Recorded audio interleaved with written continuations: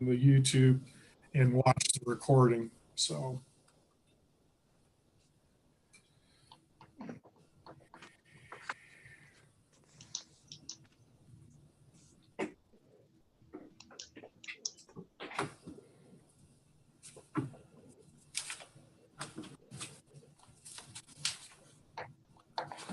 Director, we are live on YouTube now, but still no more commissioners have joined in.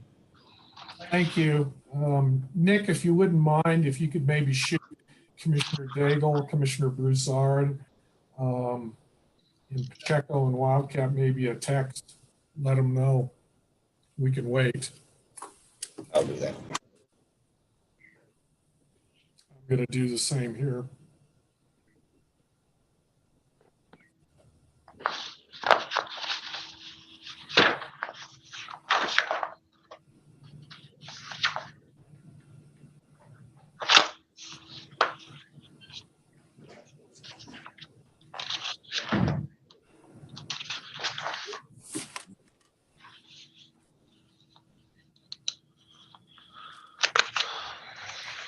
My apologies for everyone. People are still trying to log into the meeting.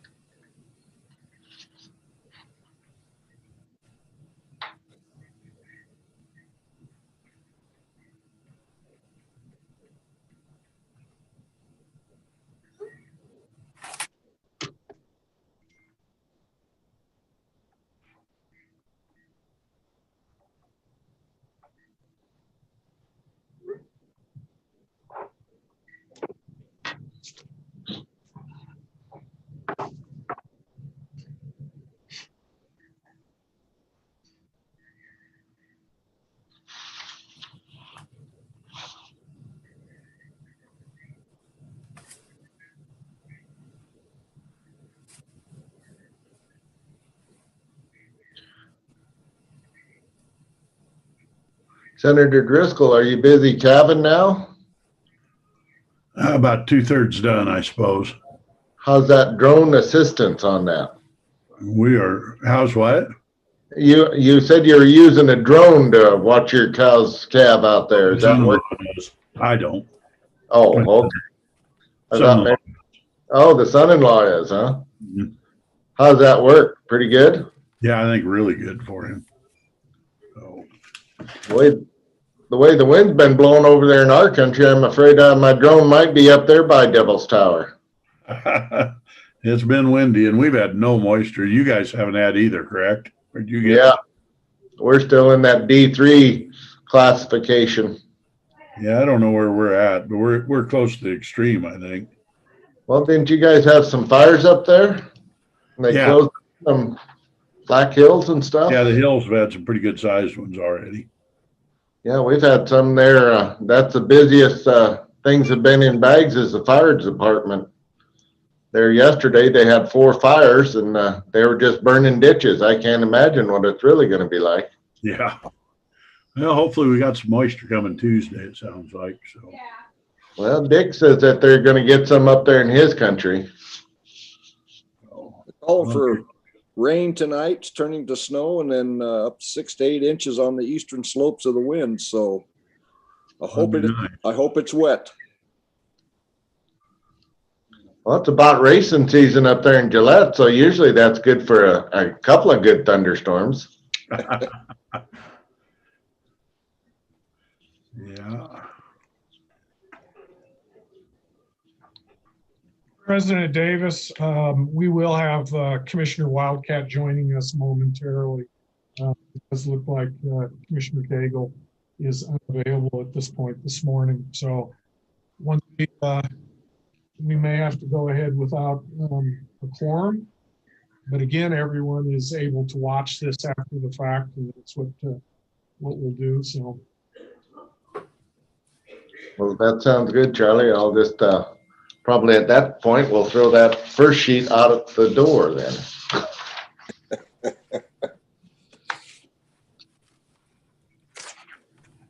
I've got to run to the other end of the office for Nick here in just a second, so I'll be off.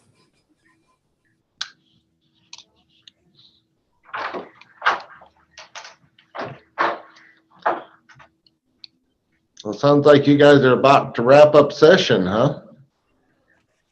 Right at the end. Kind of been a long one this year. Tomorrow and the next day. Tomorrow or the next day? Well, Tuesday, Wednesday will be the last 2 days for conference.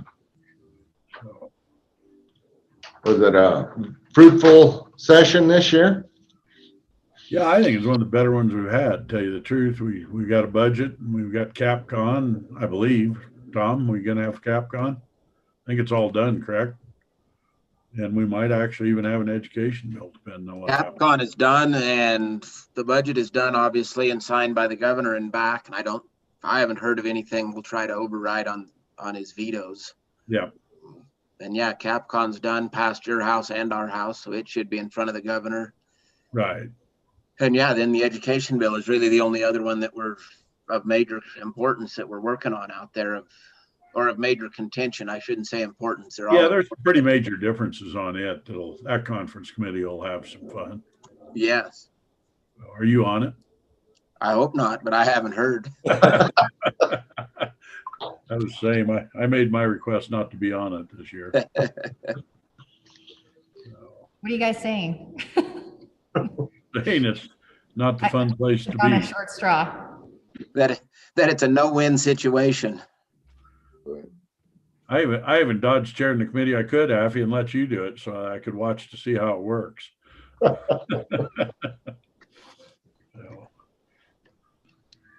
I'm gonna be sitting there and see how you do dance steps with Harshman, because I'm positive he's on the committee.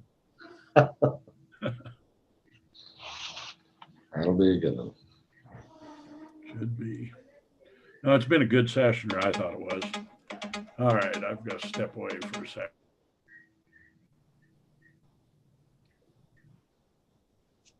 Well, President Davis, do you want us to, I know Commissioner Wildcat is going to be jumping on here momentarily. Do you want to go ahead and start, or do you want to wait? We do not have a quorum this morning, so we would just jump right on to, we would skip through some of the formalities early on if you'd like me to, or what's your pleasure, Commissioners? I think that'd be just fine. Charlie, let's go ahead and let's start with the your timeline that is put out on the sports wagering. Is that all right with you? Yes, that would be fine. What I'll do, as we always do, I'll just do a quick roll call. So President Davis. Here. Thank you. Vice President Broussard is absent. Commissioner Cavello. Here. Thank you, sir. Commissioner Daigle is unavailable. Commissioner Berry is absent. Commissioner Leinen is absent. Commissioner Cura. I'm here. Thank you, sir. Commissioner Pacheco. Commissioner Pacheco is absent. Commissioner Wildcat at this point is still trying to log in. We have legislative liaisons, Senator Driscoll attending. We have Representative Tom Walters, legislative liaison. We have the governor's liaison, Dan Schiffer on the call, and then also we have Senator Ellis on the call. Thank you, everybody, for taking the time and being here today. Again, my name is Charles Moore, the Director of the Wyoming Gaming Commission. Charlie, does look like Mike Kaler's on. Yes, I apologize. Thank you. Mike Kaler with the Attorney General's office is on the line. We can't see him. He must be having coffee. Yeah, thank you. We'll dispense with the approval of minutes at this point because we do not have a quorum. And again, I'd like to wait long enough for Commissioner Wildcat to get logged in to participate. Well, have you got any good jokes to tell then, Charlie? No. I do have a couple of pieces of public comment that came in when we conclude the item 4. I can go through those public comments. All right, you want to do that now, or you want to just wait a few more minutes? No, I can sure jump in with those if that would be your pleasure. One public comment we did receive yesterday over the weekend. It was from the Eastern Shoshone Tribe, and I'll read this if it's your pleasure.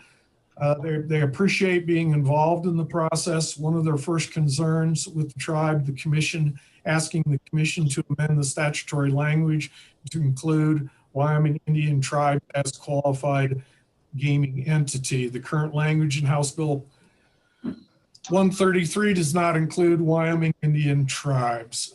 Summarizing some of it, the second concern we had was the tribe strongly urges the commission to limit the number of providers, companies in the state, allowing for essentially unlimited providers to operate in the state can cause problems. The public comment has been forwarded to all of you commissioners. It will be part of the record. And just for everyone on the call to know, we have reached out to all the tribal liaisons and the business leaders and welcome them to this process and look forward to having their I also did receive this morning just a summary, which will be going out to all of you regarding House Enrolled Act 50 from DraftKings and FanDuel. It was just a summary that they had put together of kind of the high points. So we've got that as well that did come in. I see. Charlie, Director Yes, Moore. Just briefly to comment on the public comment that you received from the Eastern Shoshone Tribe. Their second point requesting that the tribe be involved, that was a House amendment that was proposed, and Representative Clifford said that the Eastern Shoshone were not interested in that while that bill was in the House's possession, and so that is why that amendment never went forward. So receiving this letter when you emailed it to me was kind of shocking, because as I said, Representative Clifford had asked that I not run the amendment because that tribe was not in favor of that language, because we did have language that specifically allowed the Eastern Shoshone as well as the Northern Arapaho to participate in this process and be able to get the licenses without operating in other jurisdictions. And like I said, Representative Clifford was the one that specifically asked that that amendment not be ran to make that change, because the Eastern Shoshone, she said, were not in favor of that action. And so that was the word I received from Representative Clifford. And so that idea did not move forward. It was supported by the Northern Arapaho, but because the Northern Arapaho and the Eastern Shoshone apparently were not on the same page, or I don't know what was going on there. Again, their representative and Representative Clifford asked that it not be pursued, and so that's why that language was not pursued.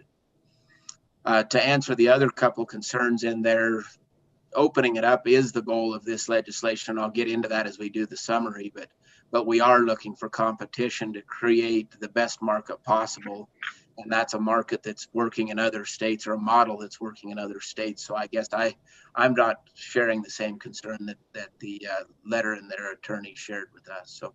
So I will get to that as we go through the summary of it in a little more detail, but did want to answer the question in that email regarding the allowing the tribes to participate while not participating in 3 jurisdictions. And that was a long, lengthy discussion. And as I said, Representative Clifford asked that not be included. Well, thank you. And also, I'd just like to, for the record, reflect that Commissioner Wildcat has joined the meeting. Good morning. Thank you.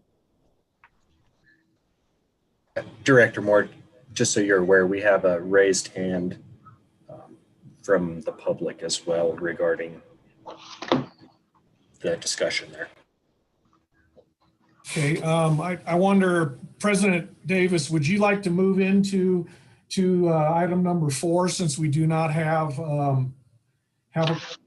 into item 4A, and start that explanation, and then allow the public to come in afterwards and comment on that? Or how would you like to proceed, sir?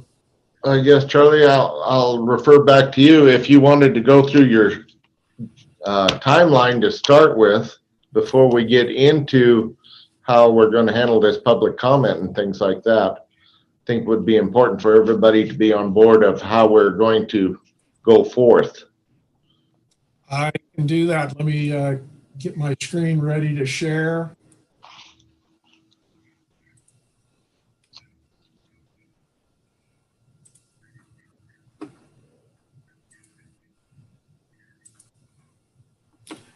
Nick, you need to allow me to share my screen. Oh, there you did it.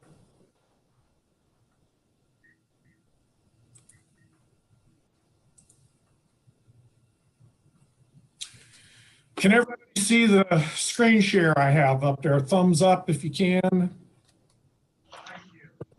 What I'd like to show you right now is this is our timeline that we're going to be running on as far as the rulemaking process now for House Enrollment 50 online sports wagering.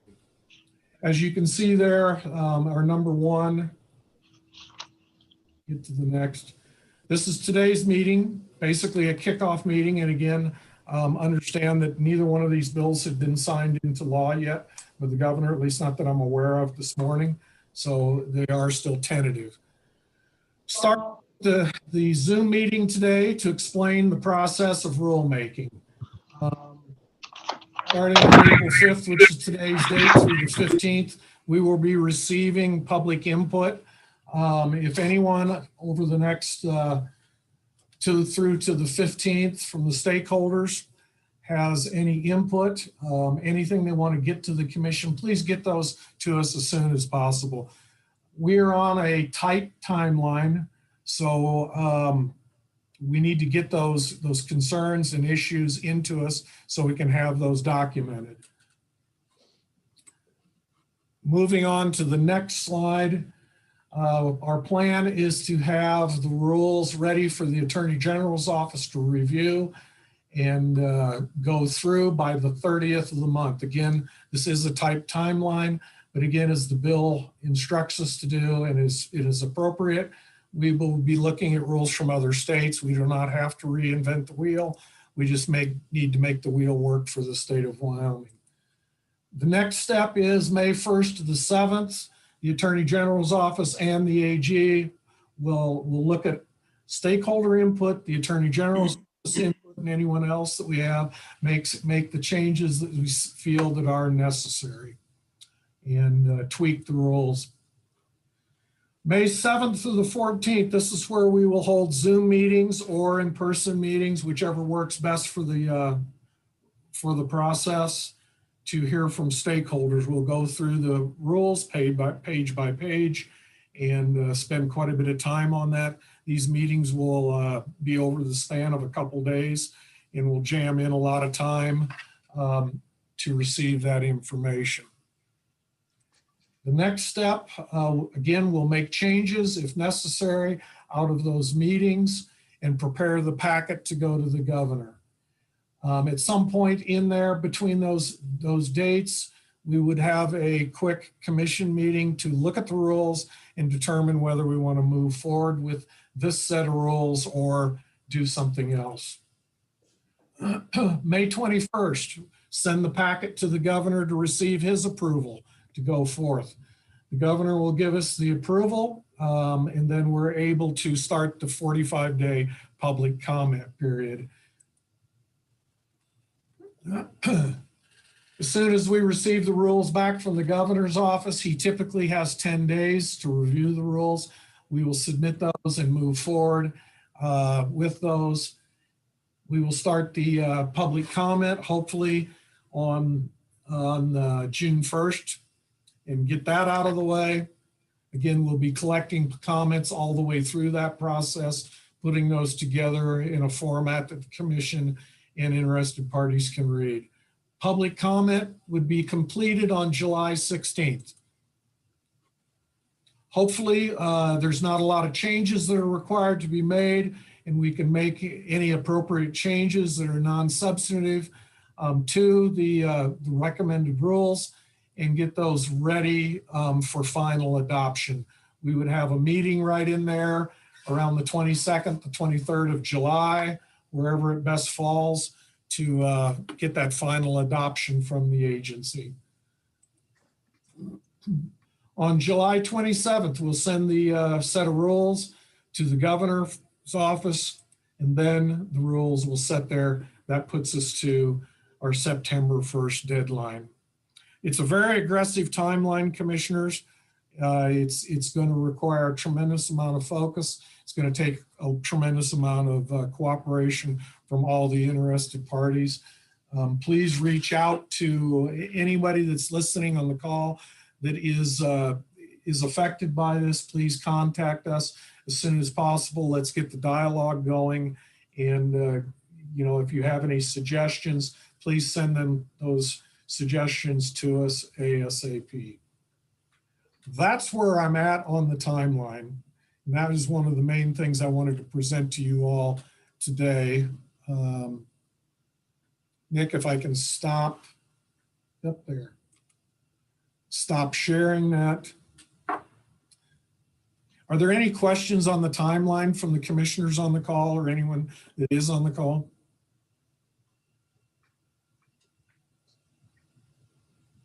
President Davis, I got a question really quick, if I may.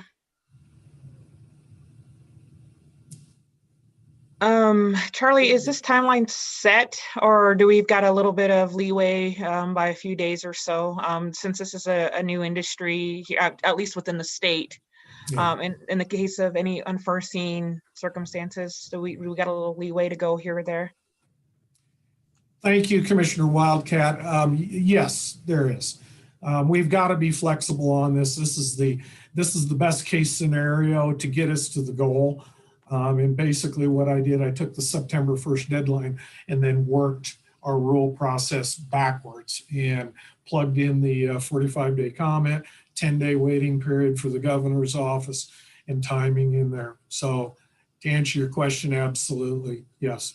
One of the biggest concerns is affording public comment and getting that and allowing the public to be involved in that process. So. Thank you. Mr. Chairman? Bob, you're muted still.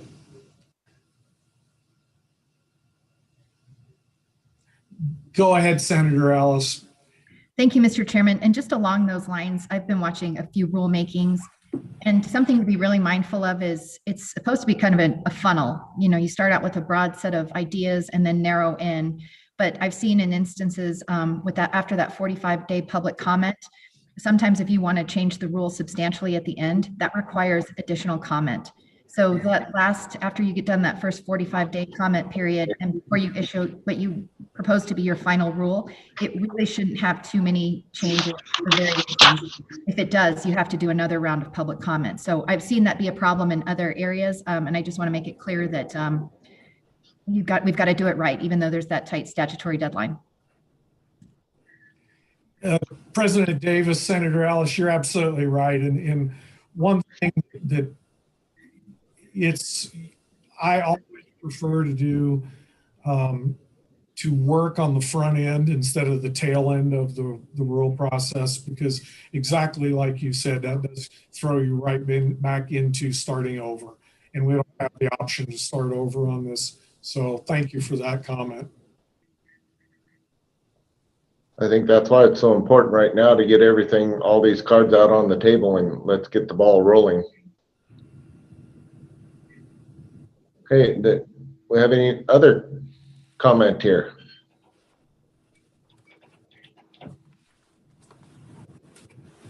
Okay, we addressed the first public comment, and then you had the DraftKings, FanDuel. Did you want to run over that real quick, Charlie?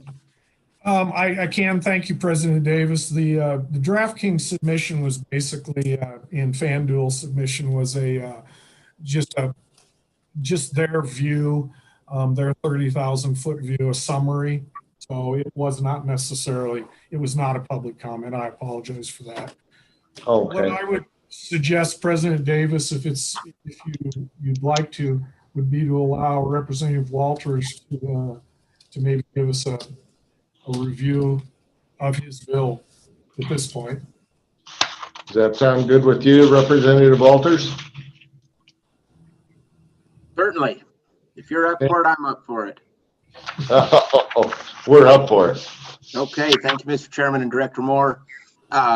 Senate Enrolled Act 50, which was House Bill 133, House Enrolled Act 50, which was House Bill 133, is regarding online sports wagering. And so a couple things to think about as we put this together is in 2018, the United States Supreme Court lifted the moratorium on sports wagering nationwide, but with the caveat that every state then had to put in their regulatory mechanism. So there's about 22, 23 states that have taken action in some form or another to put in a regulatory mechanism. And of those, there's really two forms that they have done it. One is they do a sole source for the entire state.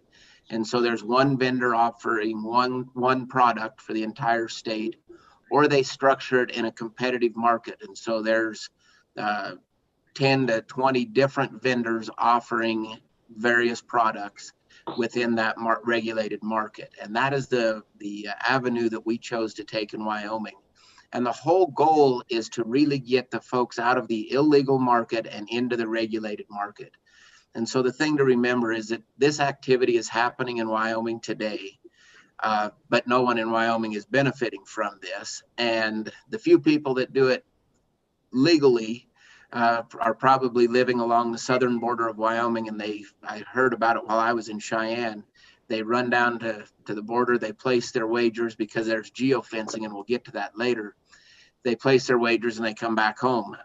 But for those of us stuck in the central part of the state and not on border states, that's more difficult. And so by having this competitive market, you offer more products. And so what I mean by more products. So the line is probably going to be the same, but every company offers a different way to play to wager, and might offer wagers on different sporting events. And so Colorado is a great example. They opened in about May.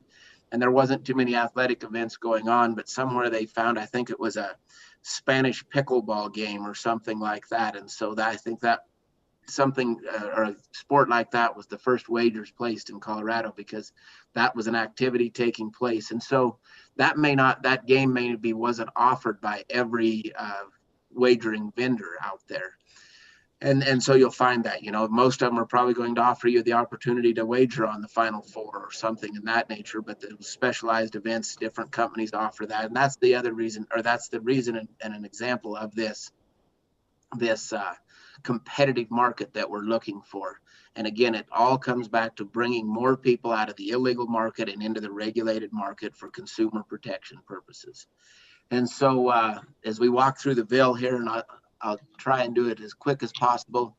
We discuss what they can use to set up an account. And so the way that a wagerer will work, they will sign up with a company. You have the summary from FanDuel and DraftKings, so we'll use them as our hypothetical here today.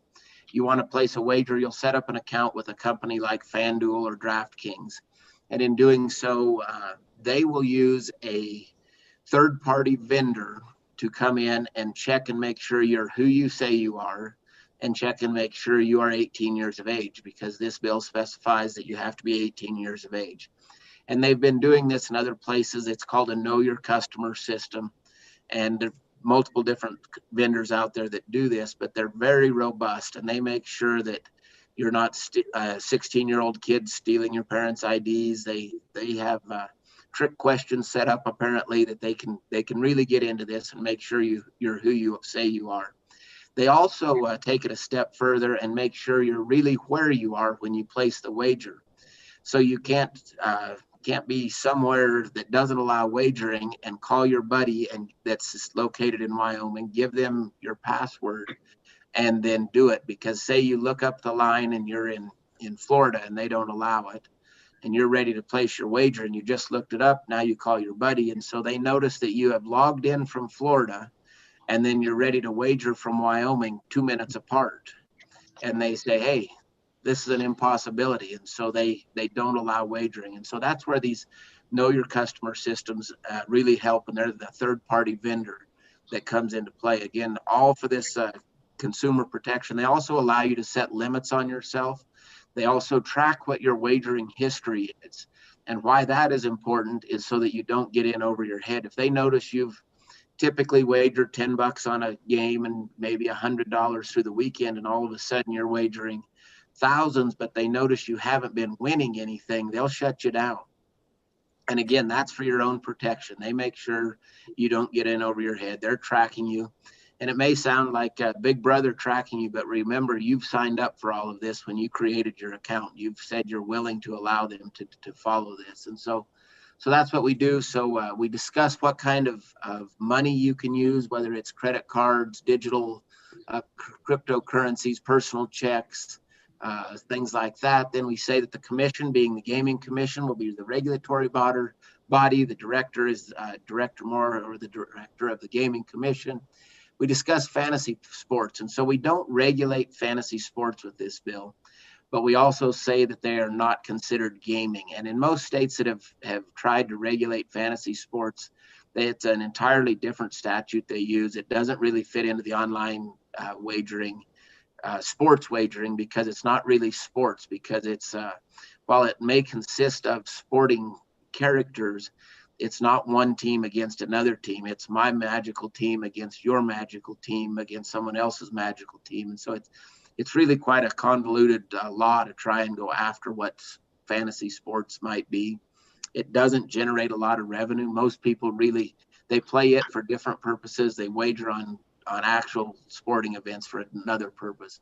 So we define what a sports wagering is, or excuse me, fantasy sports. Sports weight, and the other thing we do is this is no physical locations can offer this. So you can take your cell phone or your iPad into the sports bar and place your wagers on your own account, but you cannot walk up to their counter and place your wager. You can watch the game from the sports bar. We're not going to regulate that, or any other location from your own home. But and it specifically says no physical locations will be included, because we did not want to create the local sports book. Again, we discuss who is a patron. The patron is the person who places the online sports wager. Then we have we discuss the vendor as well as the operator. So the operator is the FanDuel, the DraftKings, PointsBet, any of those kind of folks. They are the person that you will have an account with. The vendor is that third-party service. So they might be the credit card processor, the know your customer person, or the geolocation, or anyone else that is really your support services for sports wagering. And so now I'll take a second. What is geolocating? So on your phone, it knows where you are all the time, whether you know where you are. And so the state of Wyoming will have a barrier around it called a geofence. And as soon as you cross that barrier with your phone or whatever device you're trying to log in from, it knows where you're located, and it will not allow that. Now, if you're in a companion state, so say Colorado, it would still allow you to wager because they have their own own set of rules and would allow for it. And the interesting thing about that geolocation is it also knows where you are when you place the bet or place the wager. And so if you're from Colorado and you're at a meeting in Casper, Wyoming, and you place a wager and win while you're on that wager, Wyoming will be the benefactor of the revenue from that because it knows where it was placed, even if you're a Colorado resident. And so there are some advantages to that, but it's really a protection as well, so that folks have to be in Wyoming to place them or in a companion state that is regulated. And so that, again, the operator is who you will have the account with. The vendor is that third party, know your customer type of company. Sporting events, professional sports, Olympic events, amateur events, but the participants all have to be over the age, or the majority over the age of 18. So we're not going to be wagering on high school athletics, at least in a formal fashion. If you tap your neighbor while you're at the game, I suppose we can't regulate that, but the formally, everyone has to be over 18 on the team, or the majority of.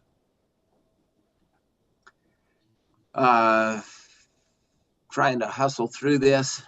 And then we go into quite a bit about how the commission will create their rules, certain items that will be guaranteed denials, certain items that will be for the commission to review and decide if it's an automatic denial or not. Fees. So if somebody wants to offer if an operator wants to apply for an applicant to receive a permit, it's $2,500, and that's really to cover the commission's cost of doing the follow-up work and what it takes to get in. Then if that permit is issued, it's $100,000 for a 5-year permit for the operator, and then it's a $50,000 renewal for the next 5 years. And then for the vendor, it's a $10,000 initial 5-year permit, $5,000 renewal for the next 5 years. Sounds fairly steep, but that is really what the going rate is in this industry. And the goal of that is to try and keep the riffraff out. If you're willing and able to come up with a sum of money that high, it's one way to make sure that you're an eligible vendor. When we were discussing this, we had comments or discussions about bonding and how do you make sure that an operator can cover all of their wagers. And so that is going to be something that should be handled through rule. Typically, and most of these companies, they keep their operational funds separate from their wagering pool, so they aren't dipping out of it up front anyhow. But then most of them, rather than bonds, they carry a line of credit.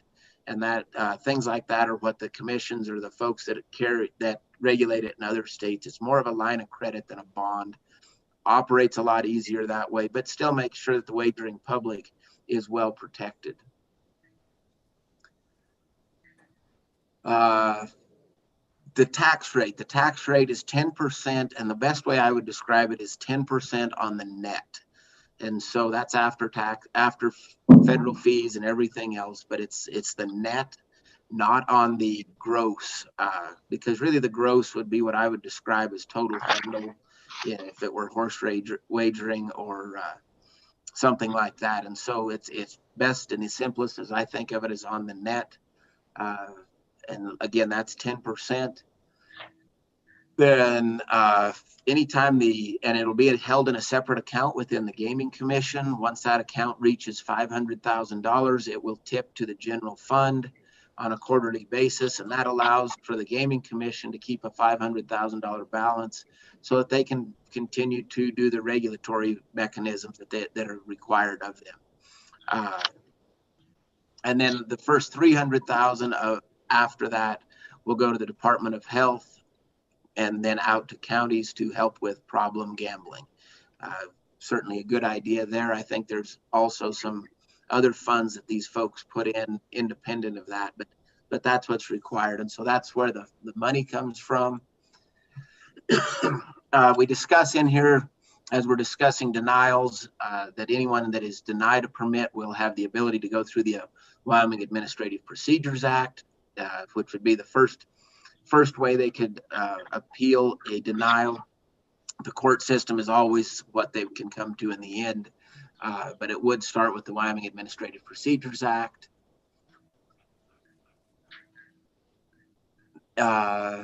Again, as we discussed early in the presentation, 18 years old or older to be able to place a wager. Interesting about that, Wyoming is unique in that we have all sorts of different ages. You can play the lottery at 18, the skill-based amusement games are 21, historic horse racing is 18.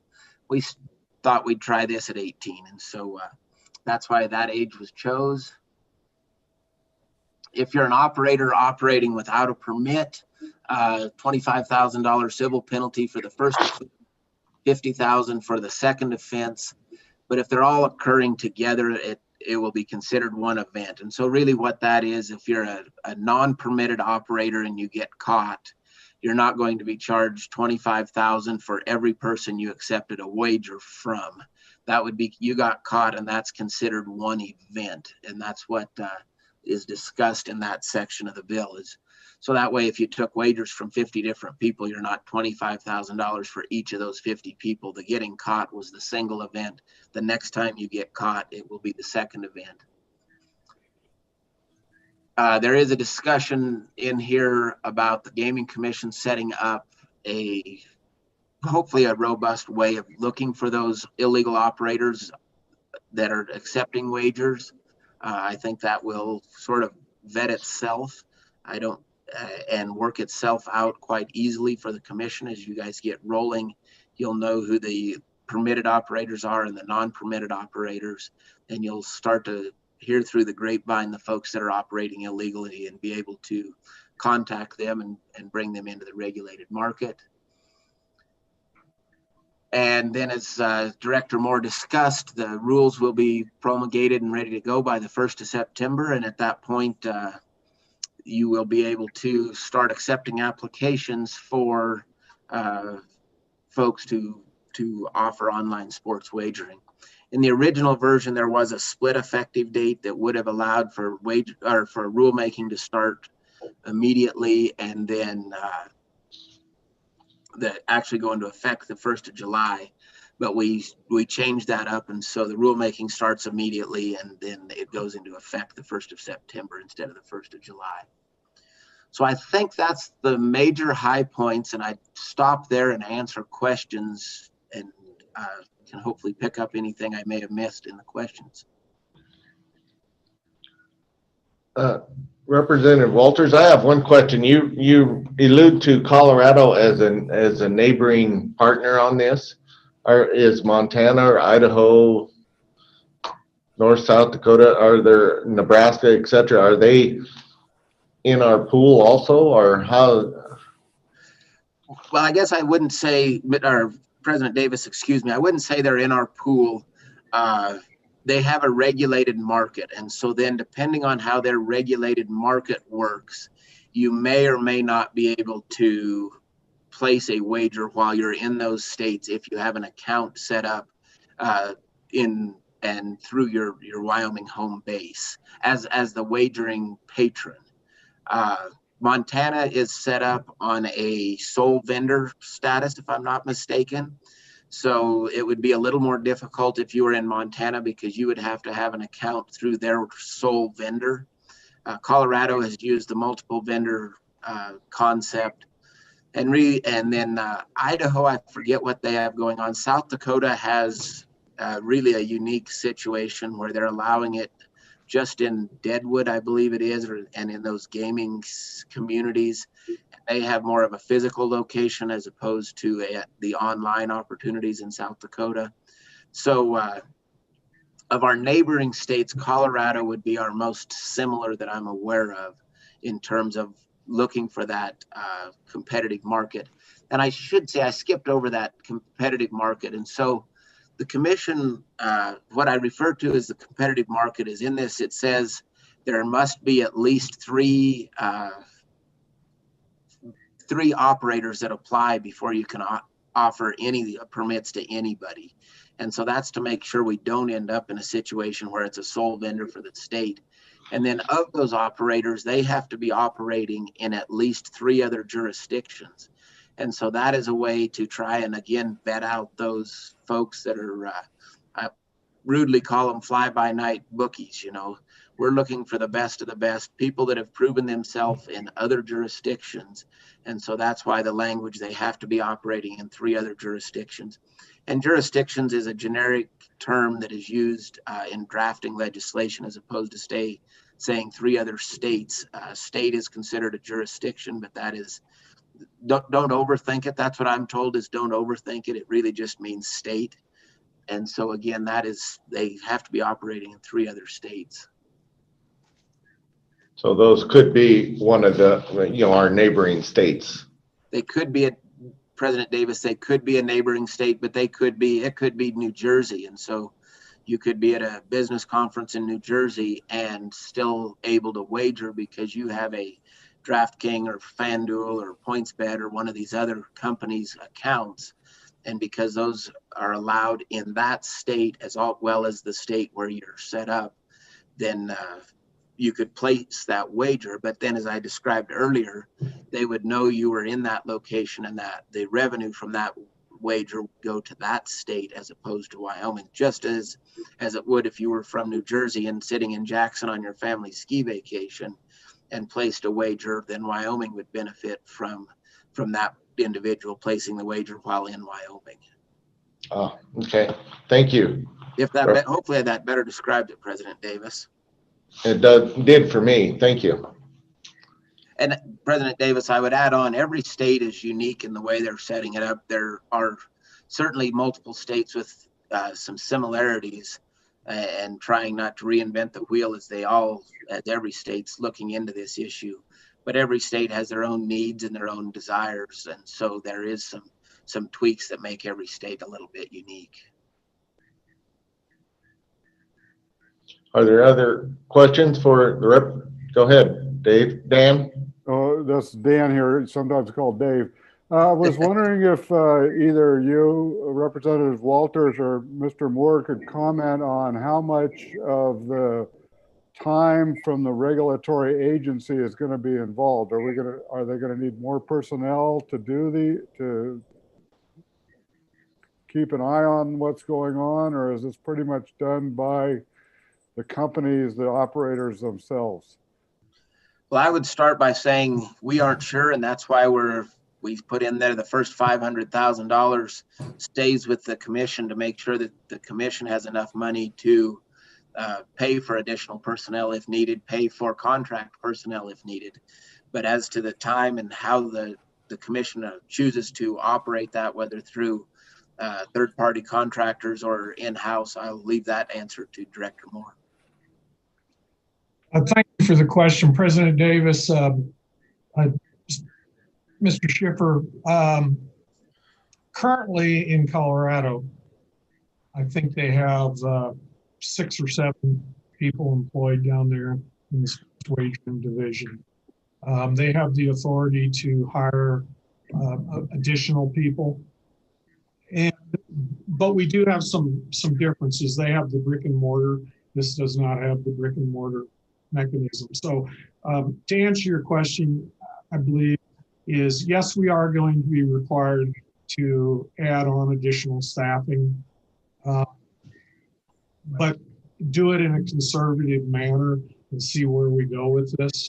Look at outside sources for vendors that have the potential to help us monitor and regulate some of this. So we're looking at all of them. I've got a meeting tomorrow with one of our consultants to just kind of discuss some of that framework internally for our office. I don't know if that answered your question completely. It's going to require a tremendous amount of time on the front end of this to get through the rule process, and then once that's done, we'll move into the implementation. And again, since you kind of opened it up here a little bit, what I would be looking at is a phase approach. commissioners and anyone listening in. You know, the first phase would be obviously, like everything, protect the wagering public and keep that in our mind. And then start working on drafting the rules and the regulations as mandated with the goal of a September 1st completion date. We don't have a choice on that September 1 date. That's mandated in the legislation. Phase 2 would be then develop policies for submitting applications. And again, the bill encourages it, but also it makes sense in my mind. We don't have to reinvent the wheel. A lot of this work has already been done for us. So we'll be looking at all the surrounding states. I did have a conversation with South Dakota last week and the director of the Gaming Commission there and how their process is going. And I do have ongoing discussions with the director of the Colorado Gaming Commission, or excuse me, Sports Wagering Division there, and we're communicating quite a bit as well there. Then the phase 3 again would be review the authority of the permits that are required for House Enrolled Act 50, and then finally circle back as we're going through phase 1, 2, and 3, reviewing everything and trying to fine tune things. So the initial focus is that phase 1, which is the rulemaking. Are there any other questions then? President Davis, Commissioner Kura, question for Charlie. Do any of these neighboring states have a list of violators that they can share with us in terms of bad operators? Or is that getting the cart before the horse? President Davis, Commissioner Kura, you know, great question. And yes, one thing with our involvement in ARCI, but also they have a sports wagering division of ARCI, because like us, a lot of the gaming commissions are doing sports wagering, horse racing, all the above. So yes, we do. To mirror what we do in the racing world, which makes sense here as well, is you know, we are looking for those certificates of compliance in other states. So it is a small knit, it's a small group, and we are talking to all those different. Good. Thank you, Charlie. And as a follow-up to that too is we are also a member of NIGRA, and in looking at any other organizations that can help us, and in working also with our tribal friends as well around the country and here in Wyoming, to if there is any issues or concerns. So we'll continue that. Okay, good.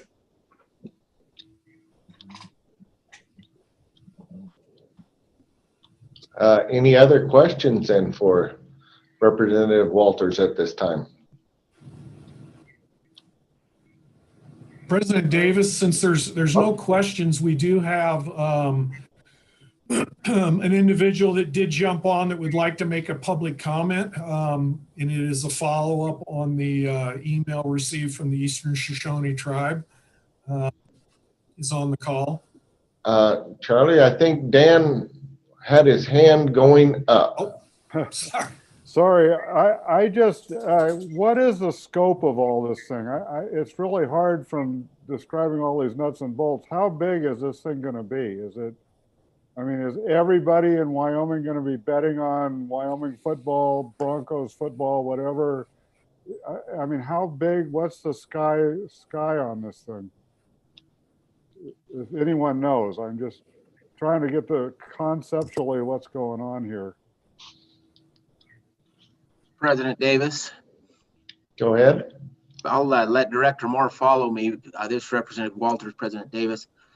That's a great question, Mr. Schiffer, that we don't know, because this is occurring currently in an unregulated market, and so it's an unknown number. Now it will, because it's a regulated market, it would allow for anyone over the age of 18 to create an account and start wagering if they so choose. But I don't think that everyone in Wyoming desires to wager. And so I don't think it's the sky is the limit, but it does offer that opportunity. And it's a tough number, as I started out saying, because it's occurring in an unregulated market. And so you can't say, well, we're just going to move these people from over here to there, because you don't know who these people are to start with. We don't know what that quantity is unknown. Last year, the Gaming Commission did a study, and throughout that study, they determined that an estimated total handle for the state of Wyoming is $449 million is wagered in Wyoming on online sports wagering. But again, that's total handle. So I would call that gross. And that is an estimated number based on size and population and things like that, because there is no place that it's reported. And so you don't have a firm number. That is just extrapolated from other states. And so that's the best answer I could give. To say, first off, it's an unknown, but if that's the total handle, and if you were to work it backwards, I don't know what you would come up with, because I don't know where you'd work it backwards to, just starting at the handle. So that would be my first stab at it. I see Senator Ellis may have a better answer. Go ahead, Senator Ellis. Mr. Commissioner, I apologize. I don't have a better answer, but I just wanted to make you aware. I have an appointment at 12:45. And so I don't have, I just want to make sure I have enough time to answer questions about the skill games legislation. So I just want to make you aware of that. I apologize. I didn't realize we'd be going as long as we are. Well, if we want to get right to you, I guess we can do that at this time.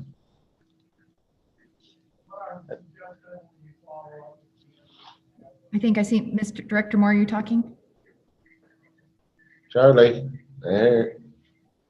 Yes, I'm sorry, I apologize. I would suggest then at the completion, we'll allow the representative from the Eastern Shoshone to do the comment. Would that be all right with everyone? Okay. Let's go ahead then, Senator Ellis. Where'd we go? Senator Ellis, you have the floor. All righty, Mr. Chairman. My computer's being a little skittish. I want to just thank everyone at the outset. I know you had a big year getting your feet under you as a new gaming commission and starting to work and understand the skill games-based legislation. And so just wanted to walk through the bill, and most of it should be familiar to you, but I want to really highlight a few areas where we made some changes and kept some things the same and clarify our intent. I'm very aware, and I think the legislature is aware, that with the passage of the sports betting bill, that you've got your work cut out for you this summer. And so as we move into this, we have been mindful, I think Representative Walters and I, in communicating, just what your workload is going to be like these next several months and in this coming year. So if you go to page 2 of the bill, the enrolled version of Senate File 56, you're going to see on paragraph A that we talk about skill-based amusement games operating in the state in accordance with the provisions of the 2020 Wyoming session law shall be allowed to continue to operate. And so there was a question about whether or not this authorizes expansion or additional or new applicants to come in. This paragraph makes it clear that no, only those applicants who submitted an application of May of 2020 are allowed to have these skill-based games. If and when down the road in the future, if the legislature wants to reconsider this issue, that will be an area we'll need to amend. But I just wanted to make it clear that's the intention of that paragraph being there. Moving on, you're going to see paragraph B on that first section. A skill-based amusement game that meets the requirements of this article shall be approved by the commission to operate in the state. This language is the same as it was in the session law, but I want to offer, I know there's been a lot of confusion about the laboratory reports. And so really, I think what we envisioned last year when we passed this act was that if a vendor has a lab report and then can show that it's only going, those machines, there'll only be 4 of them and they'll be operating in one establishment and they meet other requirements, that provides the overall comprehensive regulatory framework for what's allowed and what's not. And so in that, I think that language makes it very clear. So we left that language alone to try and avoid confusion. And then paragraph C, any rules promulgated that you need to do. But getting back to this 1125-302, this would be a newly created section, again, codifying much of what was discussed last year. But there are a few important differences I want to make mention of. Here it says each vendor shall provide for a nationally recognized independent gaming laboratory approved by the commission to submit to the commission a lab report indicating whether the skill-based game is in compliance with this article. The approval of the commission, and Representative Walters in the Senate and the House, we've had this discussion at length. We believe this is where the commission has its discretion, is over which lab it gets to select to recognize and which it doesn't. In the initial language, these labs were to submit directly to the commission a lab report. We removed that word directly because we thought it created confusion. And there's no other area in our statutes where we require something to be submitted directly to a state agency. In talking with drafters of this legislation last year, we heard that the word directly was inserted to prevent tampering with or some kind of misleading use of the lab reports from vendors submitting it. We'll cover that later on in the section in a more comprehensive way, but I wanted to let you know, I know that was a point that is part of one of the cases that have been litigated. So to avoid that confusion, we removed that word entirely. And then finally, this indicating whether the skill-based game is in compliance. I know that the commission, with the Attorney General's office has looked through these lab reports and they've said, well, these lab reports have disclaimers that say, here's our recommendation, but we can't say for certain whether or not it meets the definition of Wyoming law. This is what we're hanging our hat on as a legislature, is whether or not that lab report just gives a general indication that the game satisfies the statute. I've been in touch with the governor's office and we've had this conversation of, well, why doesn't the commission get to pick apart elements of a lab report? And there are a few reasons why. First, we want to have uniformity among the applicants. And if you think about how the legislation passed and was structured, it passed in mid-March of 2020 and gave 60 days for applicants to submit their applications. So by mid-May, everybody had to have everything turned in. I think there was an acknowledgement that we were trying to act fast. And the only way that I think the legislature would feel that we were doing our job is if we gave the commission the authority to develop its own criteria to, in a sense, act as its own lab. But to do that, we would have had to give you adequate time to do a rulemaking. And when you look at the speed at which that bill was passed and which we were trying to, stand everything up, it simply didn't afford the commission the time to do a rulemaking. So rather than have you act as a lab, we are relying on the lab's recommendation. And so I just want to be clear that language, there was a discussion in the legislature and particularly on the Senate side during the interim about whether or not we give the commission more discretion to disagree with the lab.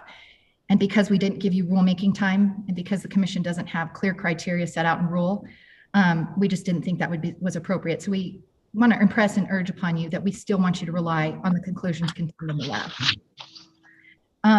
Moving on to the next page of the bill, you're going to see a lot of the same similar concepts that you saw from the 2020 session law, limiting play to $3 per play, limiting payout to $3,000, and limiting the number of establishments to have no more than 4 skill-based machines. In addition, here's where you'll see that requirement that only those people who are at the age of 21 can play these machines. And again, I just want to emphasize, this is the overall regulatory structure. In the Senate, we had members who asked about whether we're creating problem gambling.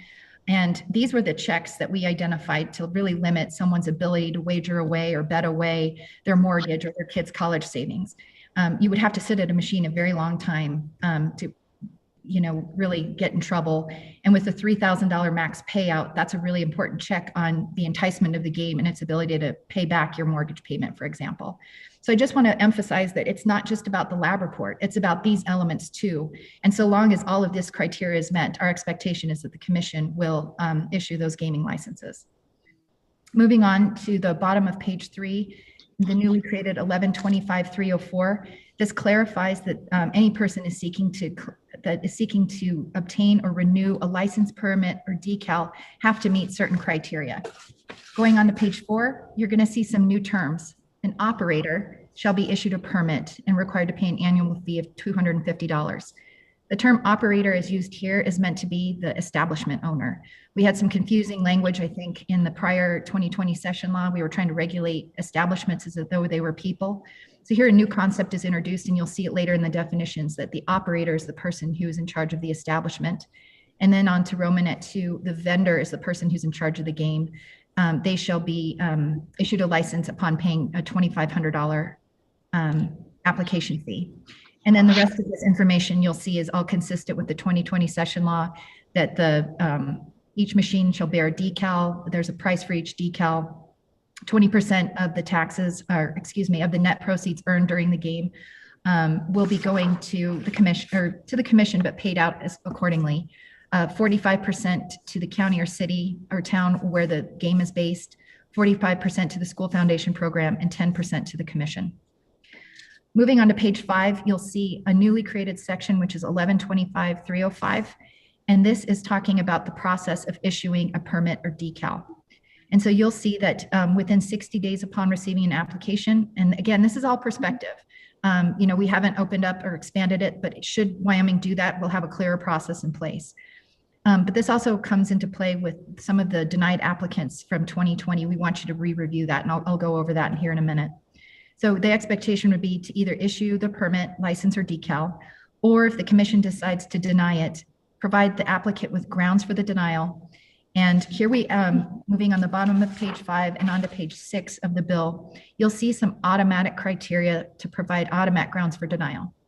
Here it says the applicant has been convicted of forfeited bail or pleaded guilty within the last 10 years before the date of the filing of the application for a crime involving theft, bribery or unlawfully influencing public official, a felony involving physical harm to an individual, or any other crime identified by the commission's rules that negatively impacts the applicant's credibility or the security, integrity, or fairness of play. And so just a little bit of discussion on that. We've had a lot of conversations about whether or not a 10-year look back was appropriate. And I think our concern was that you might have an individual who maybe had some shoplifting charges when they were 20 and in college and made some bad choices, but now are 45 and are credible, citizens of their community. Is it appropriate to look back for those kind of instances? So that's why you'll see the 10-year look back. But I want to emphasize that it's a 10-year look back for automatic grounds of denial. If you look back for, like, say, 15 years and you see multiple offenses, crimes involving bribery, theft, assault, those can also be grounds for denial that you can consider as a commission through rules, but they're just not automatic. There's something that gives you the discretion about whether or not you feel comfortable about the integrity of the person applying for one of the permits under this article. Along those lines, we limited it to a felony involving physical harm to an individual. And our intent was to really keep out anyone who's got a record of, like, kind of mafia muscle, more or less.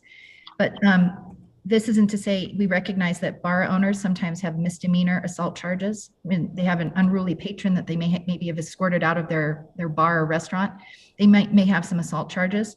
Again, if they have those misdemeanor assault charges, it doesn't provide automatic grounds for denial. But as a commission, you would have the discretion to go and say, wow, this person actually has 15 misdemeanor assault charges, or a combination of those kind of charges and theft charges or something along those lines that could also provide grounds for denying an application. But again, that would be permissive and up to your discretion. Another ground for denial, and this is what I was talking about earlier about submitting a lab report directly to the commission. Here in Romanet 2 in the bottom or the middle of page 6, you'll see that the applicant tampered with, submitted documentation, or concealed, failed to disclose, or otherwise attempted to mislead the commission with respect to any material fact contained in the application or contained in any other information that they give to the commission. We thought this paragraph was more broadly and more accurately captured what we were trying to get after, so that an individual can't tamper with their lab report, for example, and submit it to the application. Certainly the commission can verify with the lab directly about the contents if they think that there might be some problem with it, but we thought this was a better way to tackle our intent. So that's a new paragraph. And then going on page 6, Romanet 3, the applicant failed or refused to cooperate in an investigation of a crime relating to gambling, corruption of a public official, or any criminal activity. So those might be grounds for denial as well. And then a catch-all paragraph that they, if you identified something else by rule, that could be grounds for denial as well. Moving on to page 7, in paragraph C, you're going to see a new continuing duty to disclose information to the commission from the applicants. Changes to their name and their contact information. If they're arrested, convicted, plead guilty, have any pleas or disciplinary actions, or license denials in Wyoming or any other jurisdiction, they have a duty to notify the commission. In addition, they also have a duty to notify you if there's been any civil action brought against the operator or the establishment. And so the reason this is in there is, certainly if a person has a slip and fall case, for example, outside their bar or restaurant, your commission would be made aware of it and could make a determination about whether or not you feel that threatens the integrity of play for the game. My guess would be no, a slip and fall case wouldn't. But what if you have an instance where people are saying you're allowing too many minors in your bar area we've caught too many minors playing your games, and they get some kind of civil citation for that, you would be made aware, and then from there could make a determination on whether or not you want to suspend, or in a more serious case, revoke that license. So that's why that language is there. Certainly, we don't want people to abuse the civil litigation system to put someone on the hot spot. So, but we're trusting your judgment and discretion in that area. And then any other rules that you identify. Finally, on paragraph D of page 7, you'll see that if the commission denies an application, it shall notify to the applicant in writing the grounds for the denial, revocation, or suspension, and informing that person about their rights moving forward. And you'll see a process laid out. We want it to be consistent with the Wyoming Administrative Procedures Act. These are expensive licenses. This is an important business, and we believe that those individuals operating these games should be afforded that due process. Moving on to the bottom of page 7, the rest of this bill, I think, will go pretty quick in the explanation. The penalty section is the same as it was in the 2020 session law. And then moving on to page 8, you're going to see more just kind of amending definitions. Here under the term gambling, the House added an exemption for charitable and nonprofit gaming. So anytime you have nonprofits doing a casino night or a bingo, that's exempt, but you'll see new language on the bottom of page 8 going on to page 9 that also exempts political parties who are organized under federal income tax purposes, just to catch if they want to have like a bingo or a casino night for their parties. And then moving on to page 9, this is all conforming language about the ability of the Gaming Commission to receive criminal information. Moving on to page 10, these are all, I think, conforming amendments. But going on to page 11, you'll see some new definitions. And here's where we clarified that the establishment is a place, meaning a physical place of business. An operator is a person who possesses and operates an establishment. So the bar or restaurant owner, where the skill-based game may be played. Skill, a definition there. Skill-based amusement game, also the definition similar. However, 2 new changes. On page 12, you'll see on the first line there that the word primary is inserted, so that skill is the primary factor. And again, that's for the laboratory and the lab report to discuss, not the commission. But we also clarified that skill-based games are not to include games that are played for prizes of nominal value. And so those are your claw machines that you have at restaurants. If you have an arcade that kicks out tickets that kids can take and get, stickers and other kinds of small prizes, we want those exempt. So we'll let you write that out in rule. And then finally, a vendor is a person who owns or distributes the skill-based game. On to page 12, you'll see the addition of language that was included on the House side and adopted by the Senate. And this clarifies that the legislative liaisons are to be considered members of the governing body of the commission for purposes of attending the executive session. We have heard some concerns that the commission meets in executive session. And so that was an adoption that was brought forth in the House, and we think is a good one. And then finally, just some tightening up language about your ability to look at criminal history records. Right now in paragraph K on page 12, you'll see the commission is authorized. We changed that to shall, meaning that we really want you looking at who is applying for these licenses. And so moving on to page 13, these are all conforming amendments, just expanding the numbers that for licensure boards. So going on to page 14, more conforming amendments. On page 15, you'll see some information here on the middle of page 15 in section 3. This is requiring the commission to go back and look at the applicants who were denied in the 2020 session law. And so you'll have a period of, oh, I'm sorry, my mistake. This recognizes that the commission has, or each applicant who has a gaming license has 6 months after the effective date of this action to complete any act required to be in compliance. And the reason you'll see this language in here is because we did add some definitions and changes to the word skill-based amusement games. As I mentioned, we want skill to be the primary factor, and we want you to write some rules about what is nominal and what isn't. So for those existing machines that are operating today, we didn't want them to be in jeopardy of losing their license. So they have 6 months to go back and make sure they have a new lab report that complies with that new definition.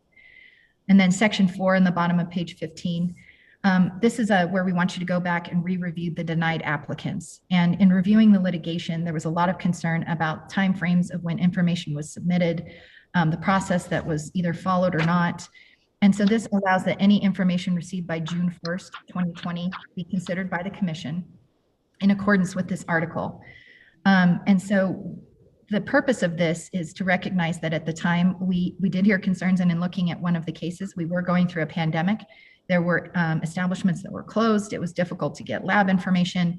And as the legislature, we met virtually. We didn't even meet in person to allocate a substantial amount of relief financially through COVID federal funds. And so this is our acknowledgement that it was a mess last year. And so we want to, make sure that we've rectified that the best we can. But then going on to page 16, that you'll see that in doing this re-reviewed of the denied applicants, if you continue to want to deny them their application, that they also be afforded some due process through the Wyoming Administrative Procedures Act through notice and hearing. So that lays out the bill, Mr. Chairman, and happy to answer any questions about this particular piece of legislation. I guess, Senator Ellis, I have one that I've been approached by, and that's the question of when we licked and sticked and tagged these games in 2020, there was people out there that these games were illicit, illegal games in the state of Wyoming, and vendor or establishments did not have these games in them at that time. They chose not to be in violation of the law. So then once these games were tagged and everything else and became legal in Wyoming, these vendors or these patrons or whatever, these establishments don't have a recourse to get these games in their establishment. And you said earlier that this does not expand the existing games, but yet you're referencing back here in the back that we have to go back and revisit these games. So is that expansion? No, Mr. Chairman. I mean expansion as far as anyone who wants to apply after the May 2020 date. So there was a discussion on the House side about allowing new applicants to submit maybe for truck stops and other locations. That amendment was denied in the House and not considered in the Senate. So when I say no expansion, I'm talking about those instances. The instance you're talking about, though, back to 2020, again, I think we're all just kind of recognizing that it was a really odd time for Wyoming, mainly because of the pandemic. So you'll see the removal. Initially, the 2020 session law talked about operators continuing to operate. We just made it cleaner and said to operate, because in looking at the denied applicants and what that would mean, it is a bit of a balance act, because I think Wyoming doesn't want completely open-ended operation of these skill games. But there's also an acknowledgement that what was here and what was likely to be here around that time should be treated similarly. And so you'll see that language reflected in there. We did delete continue to operate to just operate. And so that those people who got their applications in prior to the May, we chose May 31st, we want those re-reviewed. It is a source of revenue. At the end of the day, this is a balancing act, but is a source of revenue for the state that is important to us and we think is substantial. Well, that's my whole point in a nutshell there, is that the people that didn't participate before because the games were deemed illegal do not have the ability, now that the games are legal, to participate. So, and they were following the law by not participating before June of 2020 because the games were not considered legal. But now that they are considered, or the games were considered illegal, and now that they are legal, according to Wyoming, they do not have the ability to participate. They're being penalized for being on the right side of the law to start with. Does that make sense? I think so, and I think that this bill rectifies that, because you're legal. I know there's this is a really great segue to actually talk about an important point. In 2018, the Wyoming Attorney General's office had a memo dissecting what these skill machines looked like, analyzed components that were inside, but they did it with the existing statutory framework of the time of what is gambling and what's not. And at that time, there was no carve out or exemption for a skill-based game. Since that time, we've not only provided saying we're going to be really open as long as you have a lab report that says your game is in compliance, and then you can meet all these other criteria, the pay-in, the max payout, the number of machines per establishment, and that you can pass your criminal background check. We feel that that's an overall comprehensive regulatory scheme that now no longer makes the analysis in the 2018 AG memo relevant. So if you had a game that the AG had concerns with in 2018 and was analyzed in that memo, that more or less is gone because it's been replaced by a more comprehensive regulatory structure. So really the emphasis is on whether or not your lab report gives an indication saying that it's in compliance with the law or it doesn't. And if you meet all the other criteria about where the games are located, the max pay in, max payout, those kind of things. Does that clarify, Mr. Chairman? Yes and no. But I'll relay that to these people that keep asking me this question. So thank you, Senator. The crux of it is what the lab report says. And I do want to say I've read a handful of them that have been involved in the litigation. And I think that, you know, what we're looking for is some consistency. I think, you know, I'm familiar with what the Eclipse lab reports say, and there's boilerplate language in all of it. I think that's from my understanding of how Eclipse does business. They put the same disclaimers and the same language at the end of it after they get done in analyzing some machines. And so the concern I see out there in industry is some of those Eclipse lab reports were wholeheartedly endorsed and blessed by the commission, and some weren't. And so from our perspective, I think what we're looking for is consistency. If a lab report says that it's good to go, we're comfortable with that because there are other checks to ensure that we're not seeing the kind of gaming that Wyoming doesn't desire. And I see the majority floor leader has his hand up. Yes. Senator Driscoll. I think I can get probably more to the heart of where you're at a little bit. It really is, and it's kind of bring a tear to your eyes, but it really did. What we did was formed the commission and the gaming statutes around the machines that were there and stopped expansion cold. And it did exactly for the folks of yours, and they won't be happy about it. But for the people that went out and pushed the edge of the envelope and had games that they thought meant it, and I think we did allow that. As you know, they challenged it in different places. Those folks ended up with games, but for those that had clearly illegal ones or those that didn't try to put them in, they are shut out now, and it's up to them.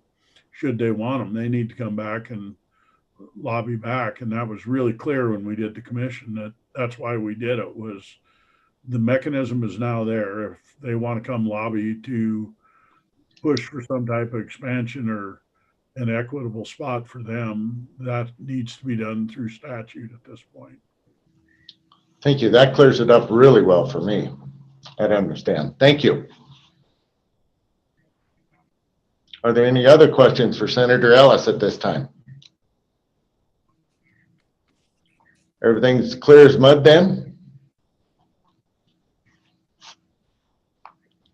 Okay, Charlie, do you have any? Yes.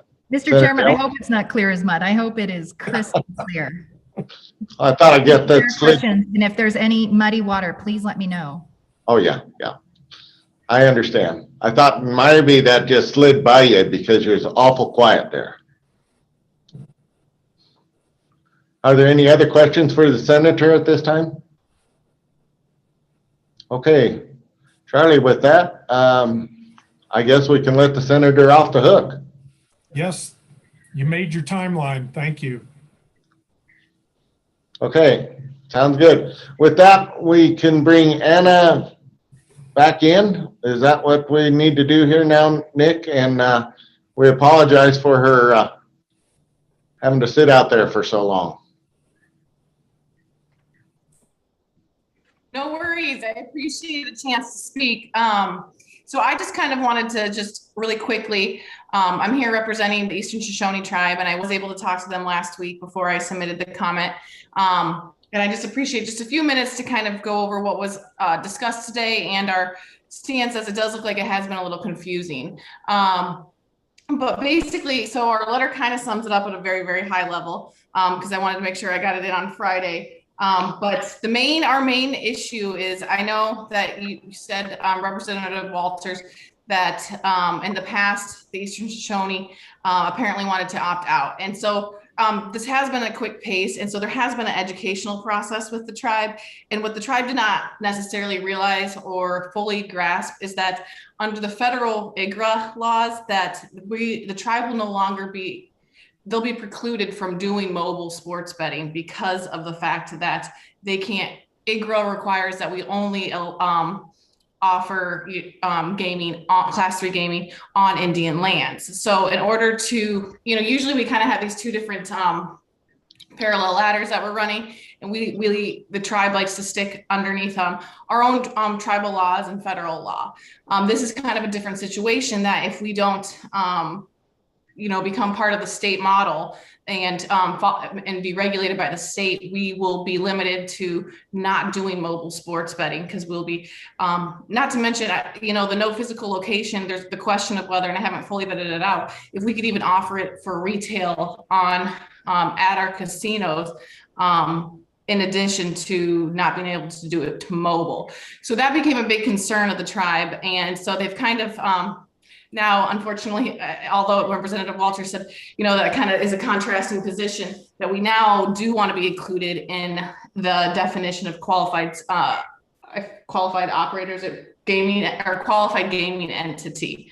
And so, I will reach out to Representative Walters and whoever else and discuss that. But that is something that's probably our biggest focus of why I'm here and what our letter is about, is that we want to be included. The second point, as we discussed, is kind of just a limit on the vendors. And I think everything Representative Walters said was right on the money. I've done this for, my firm represents tribes all over the country, and I've gone through this process in multiple other states. And I do understand that the language 3 other jurisdictions is to keep out, to kind of do exactly keep the gaming integrity and protect the consumers. I fully understand that. I guess when I read 3 other jurisdictions, I read it as, for example, in Michigan, we have gaming that's qualified under, there's a retail contract and they're qualified under the tribal lands, and then there's the tribal jurisdiction, and then they also are regulated under the state of Michigan. So it's a Michigan jurisdiction. So right there, I would consider that 2 jurisdictions. And so I didn't read it as specifically just as state. I read it as jurisdiction, which I think opens it up to potentially, as more and more states, more and more tribes legalize gaming a lot. And so I would just say, other than everything else, I think everything else seems good, that perhaps there's a limited number, and or I don't think this one's going to go as well, but if it goes through any sort of state beneficiary like the Veterans Association or something like that, then you can limit it that way. For example, in Arizona, they do up to 10 commercial providers and up to 10 tribal casinos are allowed to have a FanDuel or someone else come in and operate through them. And so that's a way to limit it to about 20, which once you go past 20, you are starting to get what, I forget the wording that Representative Walters used, but it was perfect. You're starting to get your kind of black market bookies and stuff like that. I mean, there are some smaller operators that are great, and I don't want to put them down, but 20 is kind of a good number. Even if sometimes some people think that's a little big, some people think it's a little low, but we were looking at some sort of limit on there other than just they operate in 3 other jurisdictions, whether that's within the United States. So that was our other concern. And the last that I just kind of thought of while I was listening to everyone speak is the no physical location. I want to vet out, and I need to look into it more, I suppose, is whether or not that precludes the tribes. They would like this to be an entity to their casinos as well. And so they don't want, I don't know if you guys have seen in other places, there are sports lounges in a lot of casinos where you can come and kind of sit there and make a bet.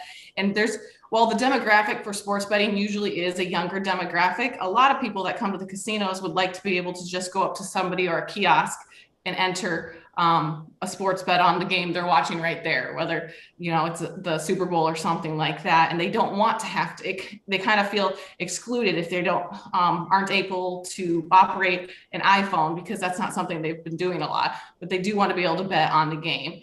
So that's just something I would like to look into more and discuss more if the wording stays with no physical location, if under our compact, that would preclude us from also not having a sports lounge as well. Other than that, the tribe would just, at this point, now that they kind of understand, what's going to happen if this passes, that they're going to be, they're out of the loop for sports betting. They're not going to be able to do anything because under federal law, this is one of those scenarios where federal law really kind of constricts us and disadvantages us. That we would be basically what happens in the other states is the tribe as a mobile aspect, and that's off Indian lands, completely regulated by the state. We're under the state model. The revenue share, sometimes in some states, the revenue share is different for tribes. Some it's the same for any operator. But that's what we would submit to the state model. And so it would be kind of a beneficial thing in both ways. Revenue share still goes to the state. Other than that, let me think if I have anything else I kind of wanted to bring up. We would just look forward to kind of being involved in the process going forward, although I know that does apparently contradict what we said in the past. And if there's any questions for me right now, I can answer those. Otherwise, I just kind of wanted to, show up and Chairman John St. Clair did want to make it today. He has a doctor's appointment and was unable to make it last minute. However, he did say, to make his presence aware, and he would be open to any other discussions or meetings. Okay, that's Senator, our Representative Walters. Do you see a path forward? How do we go back, or can we go back? Mr. President, while we were visiting this morning, I did send Anna an email, so she has my contact information, and I will get with her and see what we can do moving forward to try and work on some of the concerns that she brings forward and see what we can do at this point. Thank you. Senator Driscoll, you raised your hand. Just briefly, yeah, that we can visit at this point we're in statute, so it's going to take another bill to make any changes. That card, the way I read this existing statute that's gone in, it's pretty solid firewalled where it's at. We'll take a follow-up bill to do any changes. Would that be considered in the interim this year, or? I would sure think it would be wise to do so. We'll visit some more. I think it goes a long ways in depth, that it's going to take some good thought to do it right. So then, as far as this rulemaking and going forward, I believe that we need to have them involved in this and help with fostering of this sports wagering. Does that make sense? Sure, you use any expertise you can use, Mr. Chairman. I would like to mention, so I don't know if there is no way for us to, I guess it takes another bill at this point. However, we would like to start on the same footing as other operators if there's any way. But again, I will meet with Representative Walters and we'll discuss. Commissioner Walcott, do you have any input on this? You're awful quiet. No, I don't at this point. Any expertise, like the senator had mentioned, we'd be grateful for that. So no, I don't have any input at this moment. Thank you. Okay, Senator Ellis. Thank you, Mr. Chairman. We have a select committee on tribal relations, and just for the commission's awareness, we have 2 legislative liaisons, one for each Northern Arapaho and Eastern Shoshone. And, that's a conversation, an ongoing conversation about lines of communication and making sure those are open. So, certainly that'll be an area that we'll work on in that select committee as well. But I just want to appreciate, I know Representative Walters worked really hard to try and get this sorted out on the House side, and we didn't consider it on the Senate side. So thanks for your time. Thank you. Well, Charlie, it sounds like we need to keep everybody informed in the loop. Are you still there? Yes, I was just trying to unmute and get my video going. Absolutely. And we will continue to do that. So we did have Commissioner Pacheco join us. He is on the call. Hello, Dwayne.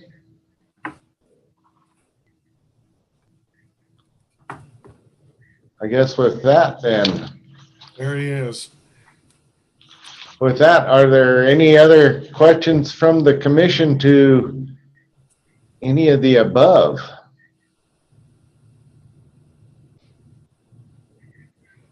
Charlie, is there any other business we need to attend to at this time? Well, since we do have a quorum now, we could go back and just do a housekeeping and go ahead.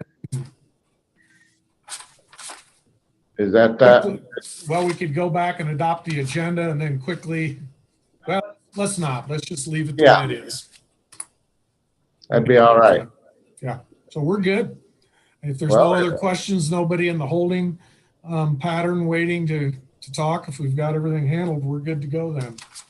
Okay, with that, I'd like to thank everybody for this informational meeting then. And we will continue down the path and try and hold to the timeline. Thank you.